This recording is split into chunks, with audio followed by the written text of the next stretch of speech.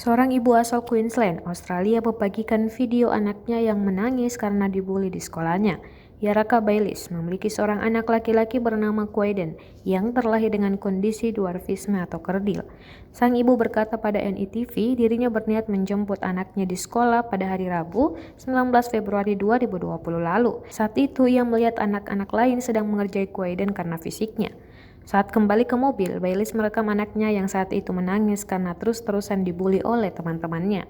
Baylis menjelaskan dalam video, ejekan dan hinaan yang diterima anaknya cukup konstan, sehingga Quaiden seringkali berpikir untuk mengakhiri hidupnya. Sambil menangis, Quaiden berkata dalam video, "Aku hanya ingin mati sekarang, beri aku pisau, aku ingin bunuh diri." Perjumat 21 Februari 2020 sore, video tersebut sudah ditonton lebih dari 18 juta kali di Facebook.